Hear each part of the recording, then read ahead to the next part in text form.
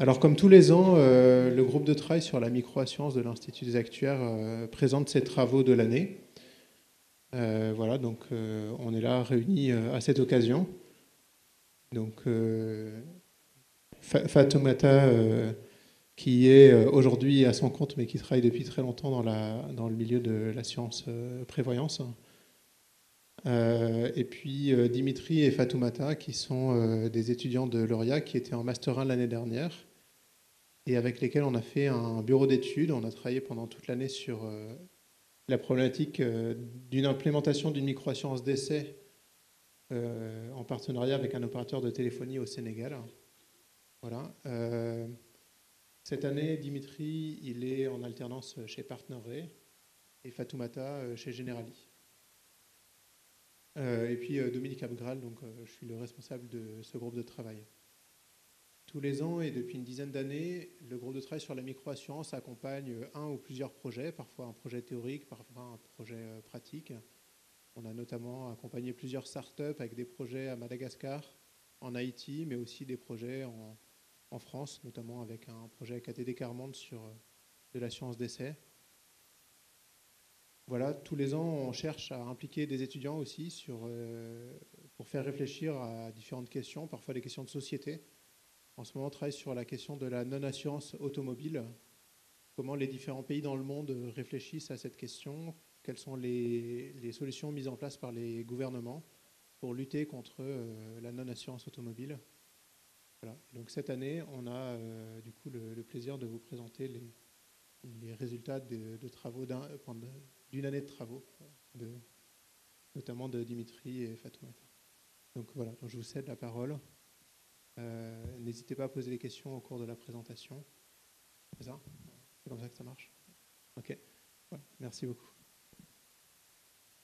Donc avant de passer la parole à Fatoumata et Dimitri, tout simplement pour vous dire, effectivement, moi, ça fait la deuxième année du coup que je passe ici.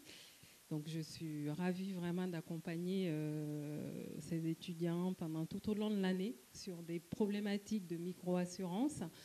Et je ne suis pas seule. Il y a deux personnes qui aussi participent à cet encadrement, Renata Deliers et Enzo Sarti. Donc, c'est vraiment pour vous dire que, en tout cas, c'est un projet important qui permet vraiment d'associer la problématique sociétale à la problématique assurantielle, en impliquant tout ce qui est technologique. Donc là, je passe la main à...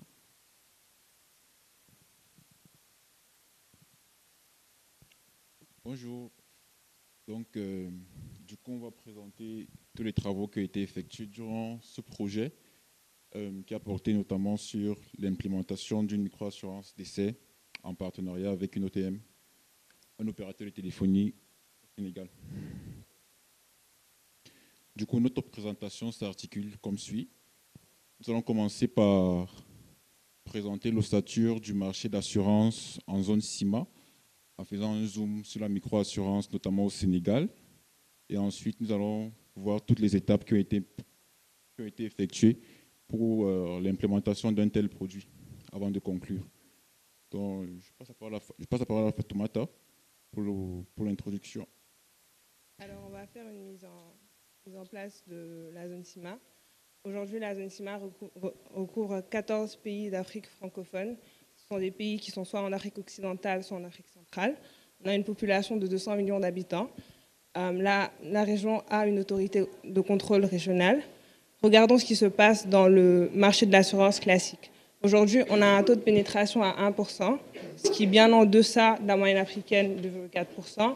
Et si on regarde dans le taux mondial, on est à 6%. On compte environ 200 assureurs si on englobe tout ce qui est vie et non-vie.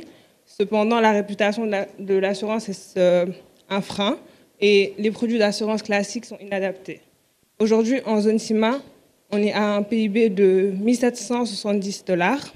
Si on fait un comparatif avec la France, on est à 38 000 $. Donc, les produits d'assurance classiques sont carrément inadaptés. Cependant, la zone présente des opportunités. On se retrouve avec l'expansion des infrastructures télécom qui permettent d'atteindre des zones desservies, voire mal servies. force est de constater que l'instabilité politique et le manque d'éducation financière sont des enjeux pour le développement du secteur de l'assurance aujourd'hui en zone CIMA. Pour voir comment ces opportunités se traduisent dans un projet concret, regardons ce qui se passe au Sénégal.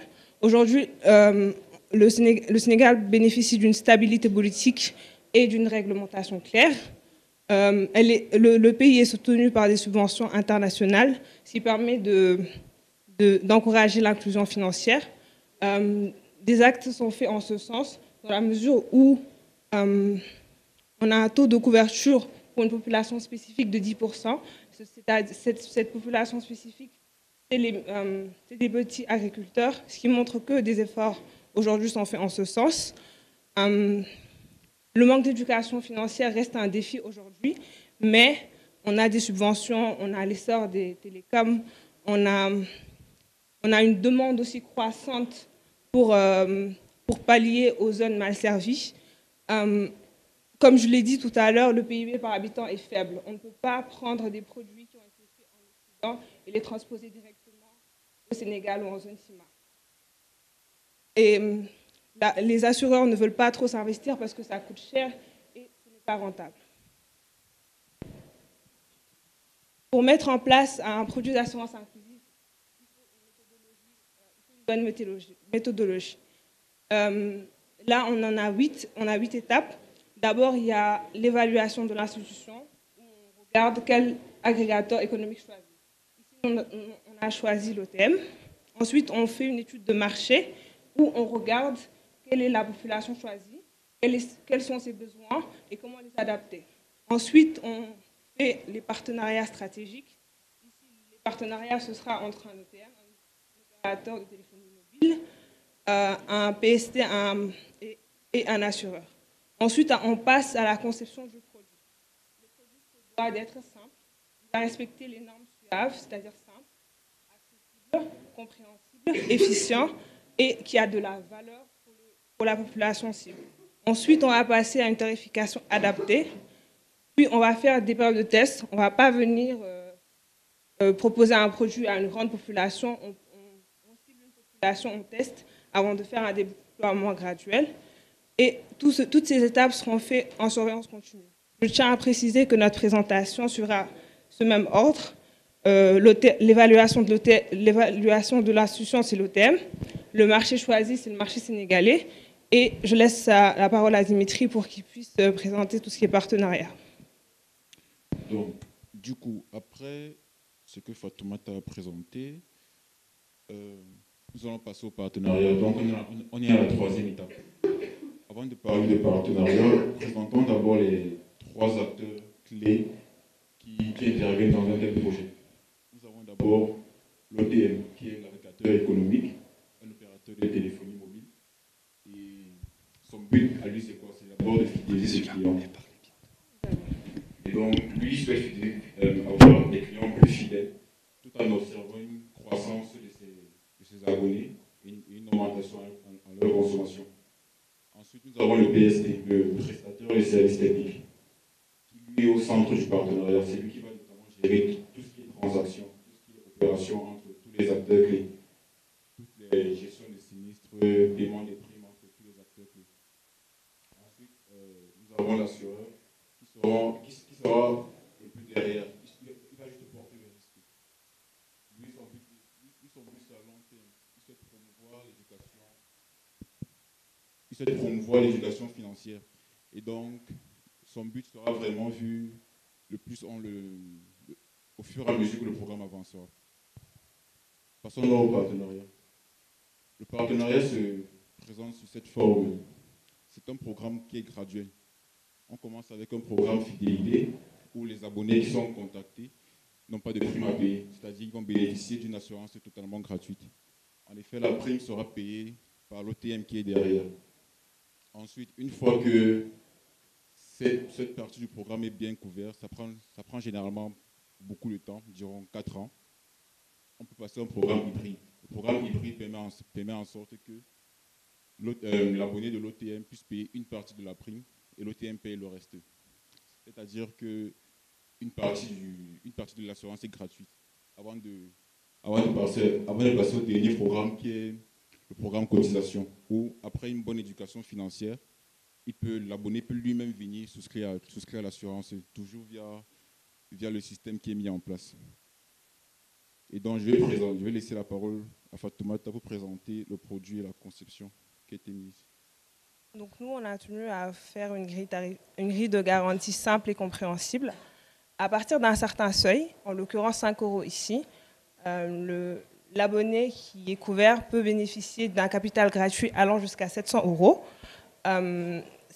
Et le capital gratuit ne couvre pas seulement l'abonné. Il couvre aussi son proche désigné, qu'on appelle en anglais next of kin.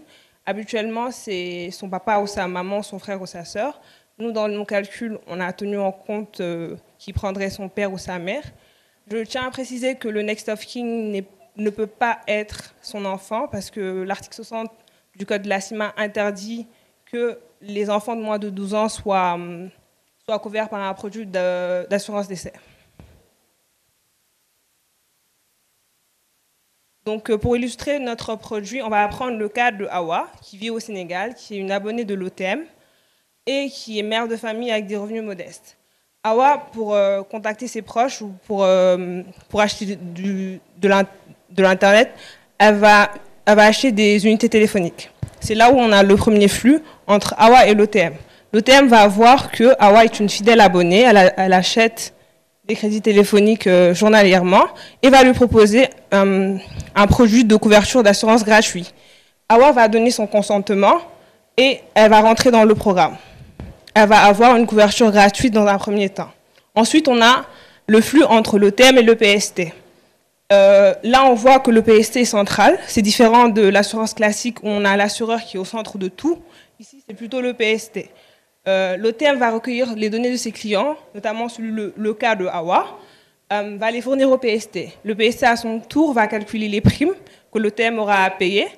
Il va regarder les couvertures de chaque abonné et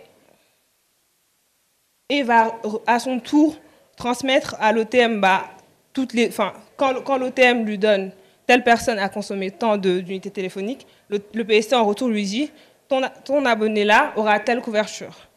Et de même, il lui partage la plateforme. Ensuite, on passe au flux entre le PST et l'assureur. Le PST va fournir les primes nettes à l'assureur, qui, lui, n'est que le porteur de risque. Et on a un flux en retour lorsque on a un sinistre. Qu'est-ce qui se passe en cas de sinistre?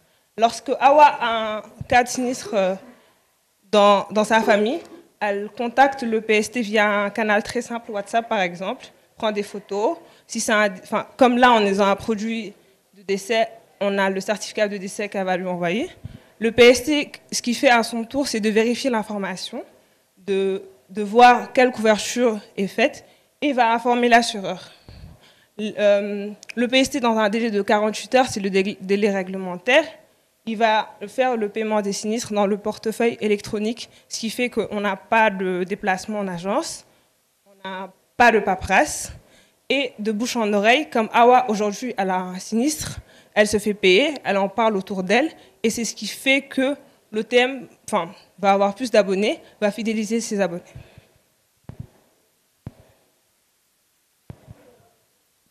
Du coup, avec tout ce que Fatoumata a présenté, nous sommes à présent à la tarification d'un tel produit. Comment est-ce qu'on prend des garanties pareilles pour avoir un prix? Et je tiens à préciser, pour le cadre du projet, nous sommes vraiment dans le programme fidélité. Donc, pour l'instant, c'est l'OTM qui paye la prime. Donc, pour la tarification, vu qu'il y a un manque de données, nous allons faire des hypothèses. On part d'une distribution fictive des âges des abonnés. Et ça ne parle vraiment pas comme une tarification d'un produit d'assurance classique, dans le sens où assez simple.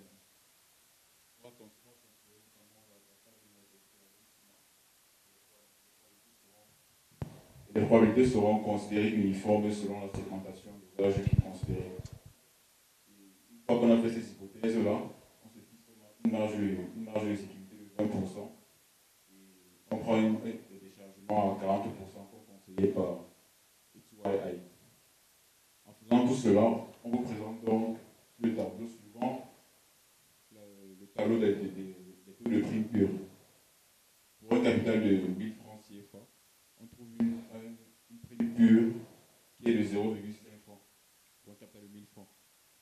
chargé en même francs CFA. Et je rappelle que la prime est payée par l'OTN dans son début. Et comme on commence toujours par une distribution d'âge fictif, la tarification est refaite chaque 6 mois. Au fur et à mesure que les données entrent dans le modèle, on revoit la tarification.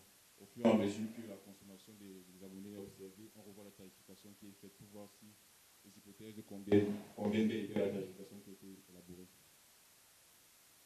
Après l'étape de tarification, on passe à une étape d'étude de profitabilité. Et ici, on va toujours supposer un truc très simple, c'est qu'il y a une croissance des abonnés par an de 50%. C'est-à-dire qu'on se donne un nombre fixe d'abonnés en début d'année, notamment 100 000 abonnés. Et on suppose aussi qu'on a des subventions des actionnaires pour un tel projet. Et donc l'étude de profitabilité va consister à faire des projections où on voudra voir si les chargements qui ont été pris en compte dans les hypothèses de tarification au début puissent couvrir tous les frais de gestion, tous les marges de profit considérées. Et ensuite aussi les coûts fixes des plateformes qui sont données par le PSI qui doivent être couverts et les prix mensuels. Avec cela, on obtient les projections suivantes en jouant un peu sur le taux de croissance considéré. Si on prend un taux de croissance à 20% notamment, on observe qu'il n'y a jamais de break-even, c'est-à-dire que le produit ne sera jamais rentable. Et je passe à droit la Fatoumata pour qu'elle présente les autres hypothèses de projection. Juste pour préciser, les projections financières sont faites d'un point de vue assureur. Chaque prestataire, enfin chaque acteur du partenariat devra à son tour faire ses projections financières. L'OTM devra faire ses propres projections financières, le PST aussi. Donc, comme Dimitri l'a bien montré, avec un taux de croissance de 20%, on n'observe pas de seuil de rentabilité même après 8 ans. Donc, ce qui nous fait jouer sur le taux de croissance, avec 40% non plus, on n'observe pas de break-even. C'est avec un taux de croissance de 50% qu'on observe un seuil de rentabilité. Ce qui fait que même après 8 ans, le produit n'est pas rentable, c'est parce que les coûts fixes sont énormes par rapport aux recettes qui sont observées. Donc, lorsqu'on passe à un taux de croissance à 50%, on voit qu'au bout de la 7e année, le produit devient rentable. Et ça, c'est le fruit de nouveaux abonnés, la fidélisation de ceux qui sont déjà là, ce qui nous fait obtenir un produit rentable dès la 7e année. Je tiens à préciser que le but premier de ce projet n'est pas de se faire de l'argent, c'est de fidéliser les abonnés. C'est pour l'assureur surtout de redorer l'image de l'assurance en zone CIMA. Pour conclure, nous arrivons à la fin de notre projet qui n'est pas encore mis en place, mais qui n'est pas non plus utopique, parce que c'est quelque chose c'est un modèle réussi au Ghana, avec la réduction des risques pour les populations avec AYO et BIMA. AYO s'est implanté au Ghana en avril 2018 avec quelques centaines d'abonnés. Jusqu'aux 3 premières années, ils restaient à une centaine d'abonnés. Aujourd'hui, ils en sont à 8 millions d'abonnés. Aussi, nous sommes présentés à un concours d'innovation en assurance inclusive au Sénégal. On verra ce que ça va donner pour voir si on peut vraiment mettre en place ce projet. Nous avons rencontré cependant des limites dans notre étude. C'est parce que dans la zone CIMA, il n'y a pas de données. Il a fallu être créatif, il a fallu faire plein d'hypothèses. Et on n'a pas été sur le terrain au Sénégal pour voir vraiment ce qui se passe. On est parti de plein d'hypothèses. Et aussi, un frein aujourd'hui à ce projet, c'est que la Banque centrale n'autorise pas le fait que les primes soient payées par portefeuille électronique. Merci pour votre attention et nous sommes là si vous avez des questions.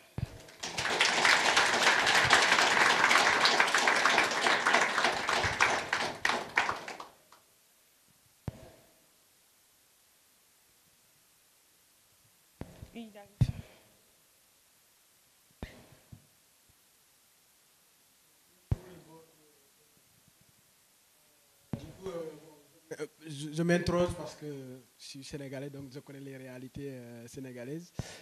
Bon, vous avez effectivement proposé un produit d'assurance en parlant aussi que ça a bien marché au Ghana. Mais il faut savoir aussi que le Sénégal n'est pas du tout en termes de réalité culturelle comparable au Ghana parce qu'on est dans un pays majoritairement musulman.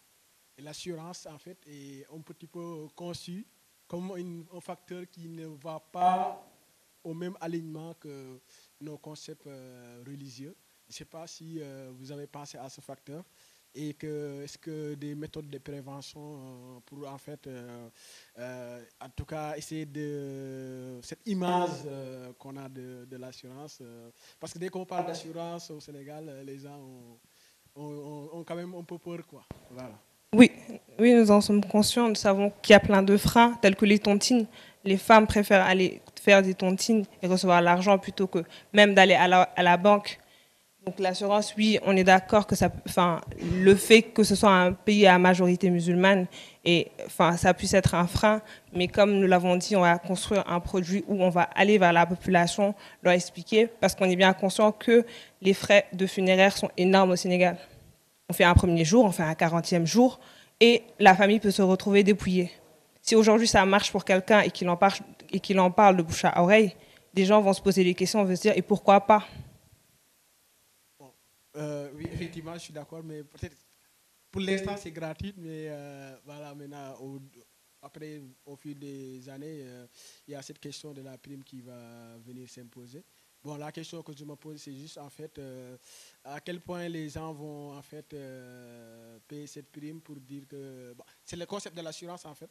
Mais sauf qu'on paye, bah, s'il n'y a rien, voilà, on récupère rien en fait. Donc du coup, ce concept d'investir sans avoir de retour, c'est ça où bon, les gens du point de vue culturel que les gens ne conçoivent pas en fait souvent quoi. Mais bon, en tout cas, je comprends un peu le point, mais je me disais juste que la prévention serait une bonne étape pour ce cadre. Pour compléter ce que Fatoumata a dit, c'est pour ça que justement on est dans un programme qui est graduel. La partie fidélité, c'est pour expliquer finalement les bénéfices de l'assurance. Voilà, vous souscrivez, vous avez un décès, vous voyez qu'on vous rembourse sous 48 heures. Aujourd'hui, on sait qu'en Afrique, justement, les assureurs, ça ne marche pas parce qu'ils ne remboursent pas. Voilà, donc les gens payent et en cas de sinistre, enfin c'est surtout l'automobile qui est beaucoup développée, et en cas de sinistre, les gens ne payent pas. Et c'est effectivement ça, ce qui fait qu'aujourd'hui, ben, l'assurance, les assureurs ont une très mauvaise réputation. Donc, l'objectif de la micro-assurance ou de l'assurance inclusive de façon générale, c'est vraiment de dire, à un moment donné, il faut qu'on explique finalement à quoi ça sert de souscrire une assurance décès, une assurance auto, etc. De leur expliquer que oui, ils doivent cotiser un peu parce que, voilà, ou en tout cas là, dans ce cadre-là, on est dans du gratuit, mais parce que derrière, il y a quand même la consommation téléphonique qui est utilisée. Les montrer qu'en cas de sinistre, voilà, concrètement, on vous a payé. C'est facile, c'est rapide, WhatsApp, voilà. Un mail WhatsApp pour déclarer le sinistre, un paiement, le remboursement sur le porte-monnaie électronique. Donc, c'est vrai que c'est pour ça, en fait, l'idée, c'est vraiment, comme vous dites, la prévention, mais surtout l'éducation. Et en parlant, pour faire le lien avec l'assurance islamique, on sait qu'aujourd'hui, le takaful se développe. Donc, le takaful, c'est quand même de l'assurance. Bon, c'est vrai qu'il y a les préceptes du Coran, tout l'aspect islamique qui va avec, mais c'est quand même de l'assurance. Donc ça aussi, on est dans un contexte, comme il y a le takaful qui se développe, donc les gens aussi commencent à comprendre que même dans la religion musulmane, voilà, il y a quand même quelques assureurs qui sont là et qui peuvent respecter le concept religieux.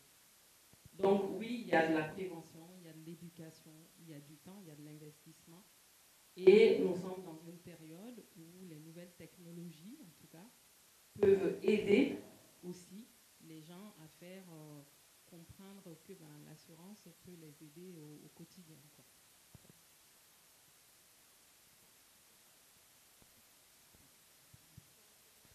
Alors, merci à vous pour la qualité de la présentation des travaux. Alors moi, j'avais juste une question, mais avant ça, je tenais à revenir sur l'intervention de Fatoumata qui est très pertinente. En effet, on sait qu'aujourd'hui, l'assurance ne marche pas très bien en Afrique, en l'occurrence en Côte d'Ivoire, parce que les assureurs derrière, ouais, il y a du mal. Même l'assurance vie, on sait que le dédommagement, vraiment, il faut tirer la queue. presque pour être dédommagé. Donc c'est ce qui fait qu'il y a une mauvaise réputation. Donc dans ce produit, là je vois qu'il y a un assureur qui fait partie du système. Donc il va falloir s'assurer qu'on a un assureur voilà, qui derrière va jouer le jeu, c'est-à-dire en payant et éventuellement en indemnisant en cas de sinistre. Et voilà, ma question était juste sur le PST, c'est quoi déjà? J'ai pas. C'est un prestataire de services techniques, notamment les choses tech. C'est lui qui va gérer toute l'opération, mais son rôle, en fait, c'est vraiment d'apporter tout ce qui est plateforme technologique au projet. Et c'est lui qui est au centre du projet. Okay. Donc, le projet, en fait, de micro-assurance publique par lui. Ok, c'est une plateforme qui va gérer toute la partie IT, c'est ça? Ouais, c'est ça. Tout ce qui concerne les calculs de primes, les sinistres, tout est géré par le PST. Depuis le PST au début. Ok. J'avais une question juste la slide 15, je ne sais pas si on peut la voir. J'ai pas tout compris au niveau du code couleur. Le bleu, c'est quoi là? C'est le PNL, c'est ça? Et orange, c'est quoi déjà? Le bleu, c'est le PNL. Et l'orange, c'est le PNL cumulé, c'est-à-dire avec les subventions. Comment est-ce que les profits les profits et les pertes sont cumulés? Ok. Comment on interprète l'année 8 déjà par rapport à l'année 7 ou ne sont pas dans le même sens? L'année 8 par rapport à l'année 7, ça veut dire que le bleu, c'est tout ce qui est profit. Maintenant, lorsque tu augmentes les charges derrière les subventions qui ont déjà été amorties avant, on a juste la petite partie qui est en bas de 7. Je ne sais pas si je me fais comprendre. Et ensuite, dans l'année 8, la petite partie qui est en bas de 7, les profits ont encore augmenté.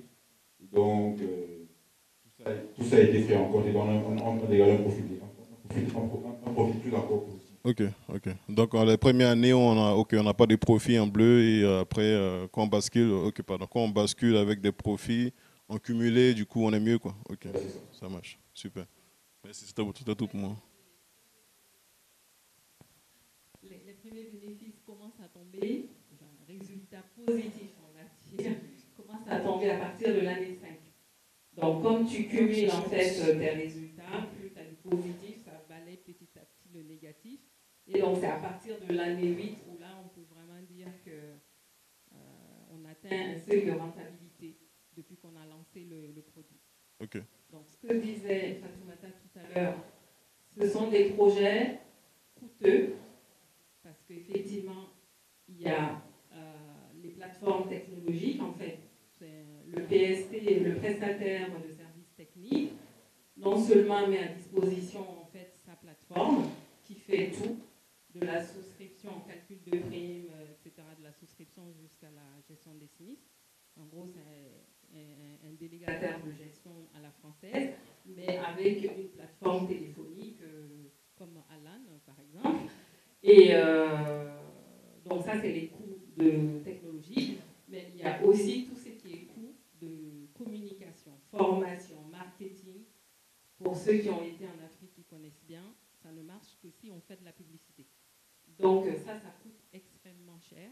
Et c'est pour ça qu'au début, en tout cas, le projet, il n'est pas rentable. Et tous les acteurs autour de la table doivent tenir compte de ce point-là.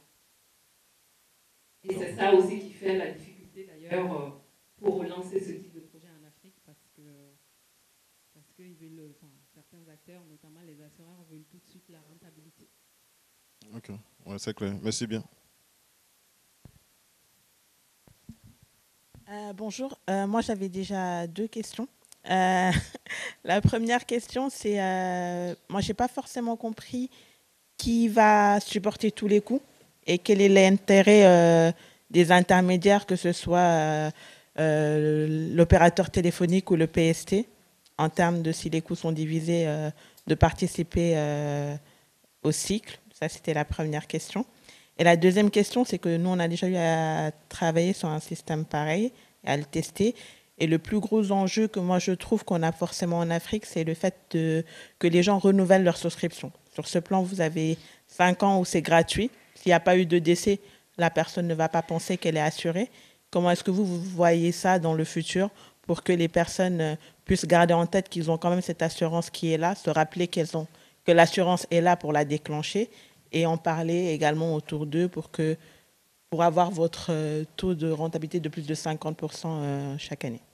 Pour la première question, tu demandes quelle est la place de... Pourquoi on a plein de partenariats, c'est ça? C'est quel est leur intérêt à faire ça? Déjà, on ne fait pas une relation directe entre AWA et l'assurance parce qu'il y a une mauvaise vision de l'assurance au Sénégal. Aujourd'hui, on passe par un intermédiaire parce qu'on sait que journalièrement, chaque personne au Sénégal va acheter des unités téléphoniques.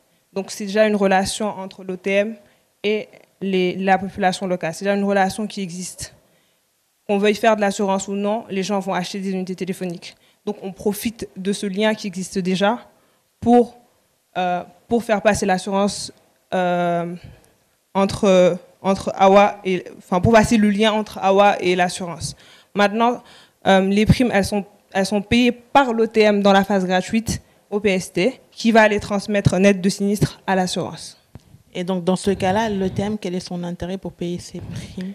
Il va fidéliser ses abonnés, avoir de nouveaux abonnés aussi.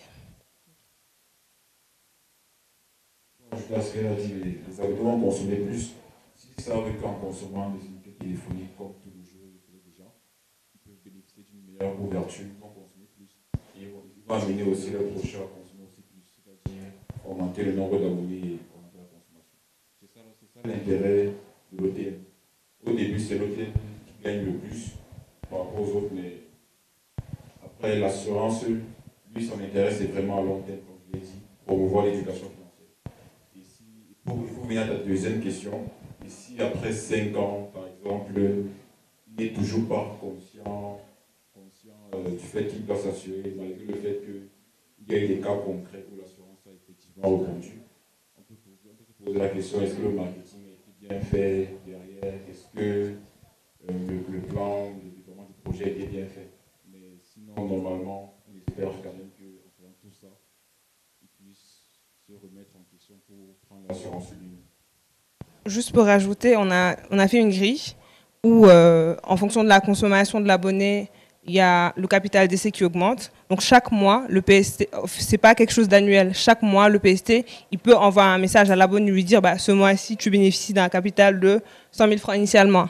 L'abonné se dit, si je consomme plus, j'aurai plus. Le mois prochain, il voit qu'on lui dit que tu es passé à 460 000, ce qui fait qu'il voit des intérêts à augmenter sa consommation d'unités téléphoniques. Et ça, c'est pour le grand bonheur de l'OTM. Merci beaucoup.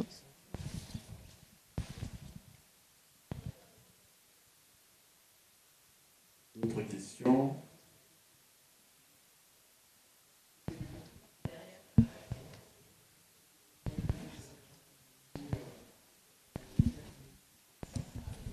J'avais juste une petite question, c'est quand le programme graduel donc augmente et que le client va commencer à payer une prime, du coup cette prime, il y aura une relation avec l'assureur directement ou ça continuera toujours par l'ETM et le PST? Ou est-ce qu'il y aura entre guillemets, une relation classique d'assurance qui se matérialisera, ou on garde le même schéma, il n'y a pas de, on reste toujours sur le même schéma, ou même quand l'abonné va vraiment payer une cotisation, ça passera toujours de la même façon. En fait, c'est l'opérateur téléphonique qui récupérera la prime et qui lui se servira pour rémunérer le PST et payer l'assurance. Je ne sais pas si j'étais très clair, mais...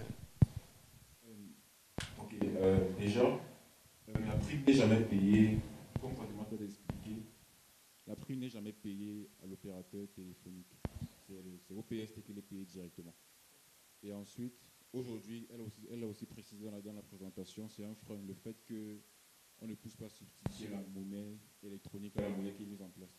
On espère que la réglementation va évoluer sur ce point.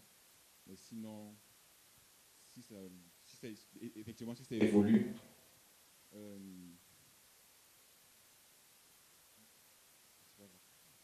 évolue, l'abonné pourra payer la prime via la plateforme qui est mise à disposition par le PST. Et le PST lui transfère la prime à l'assurance. Après, si l'abonné veut payer la prime directement à l'assurance, c'est encore mieux. Ça veut dire que le programme a un peu de marché.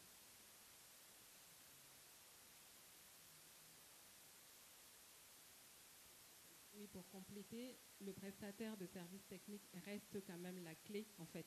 Il reste au centre parce que il fait, comme tout à l'heure je disais, il fait office de délégataire de gestion. Il fait office peut-être de conseil pour calculer les primes, pour optimiser tous les processus, parce que finalement, c'est lui qui va exploiter les datas.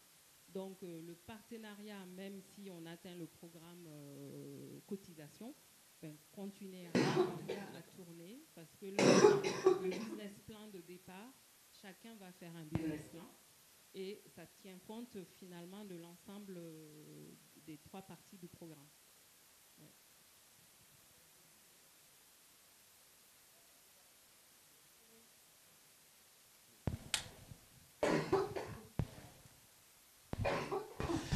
Très bien. D'abord, merci beaucoup pour les travaux réalisés. J'avais une question par rapport au positionnement du PST.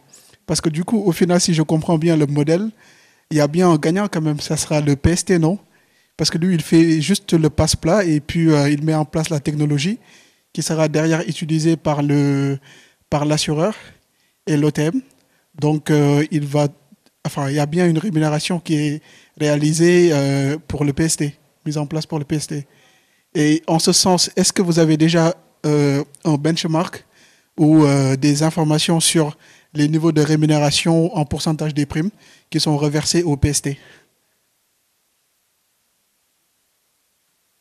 Que c'est comme un courtier en fait, au final.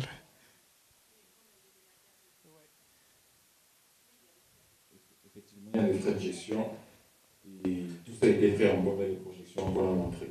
Ok, mais du coup, parce que tout à l'heure, quand on vous expliquait au début, je comprenais que le risque, globalement, le risque, il est porté certes par l'assureur, mais je comprenais qu'il n'y avait pas une certaine rémunération qui serait reversée pour un acteur du dispositif, c'est-à-dire les acteurs centraux, là, l'OTM et le PST.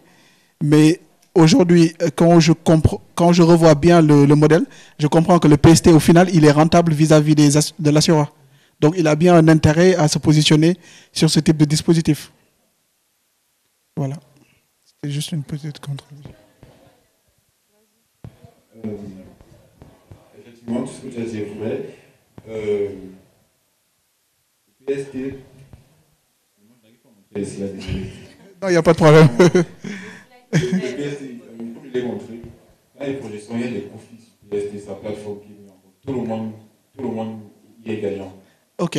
Tout le monde y est gagnant. Au début, peut-être certains vont gagner plus que d'autres, mais après, tout le monde y est gagnant. Il y a un profit qui est pris en compte par rapport justement à la plateforme qui met à disposition. Par rapport au fait que l'OTM a accès à cette plateforme et assure le bénéfice aussi. Mais sinon, pour revenir, si on a un benchmark et tout, on a toujours fait des hypothèses. Donc, ok. bien évidemment, c'est réfutable, mais on n'a pas de score. D'accord. Tout ça est revu chaque 6 mois, comme je l'ai expliqué. Ok. Et en l'état actuel du projet, est-ce que vous avez déjà identifié un OTM? Quand on faisait notre bureau d'études, on a voulu avoir des données réelles d'OTM, mais on a eu un contact qui est parti au niveau des OTM, mais ils ont refusé de partager les infos de leurs abonnés. Donc à ce stade, on n'a pas encore travaillé directement avec des OTM. Ok. Pour ajouter à ce qu'elle a dit, on a quand même bénéficié de l'encadrement de Renata. On a bénéficié de 30 ans d'expérience. Une assurance, on connaît que les terrains dans les hypothèses ne sont pas complètement irréalistes. Renata, qui n'est pas là aujourd'hui, il connaît bien l'Afrique. Elle a travaillé pendant 30 ans. Donc, oui, elle a beaucoup donné, en tout cas, des données, des orientations de ce qui se fait sur le terrain. D'accord. Et comme vous savez, la microassurance est très encadrée. Donc, voilà, il y a le code CIMA, mais il y a aussi la réglementation internationale qu'il faut respecter. Très bien. Bon courage. Merci à vous. Je crois qu'on peut vous applaudir encore une fois.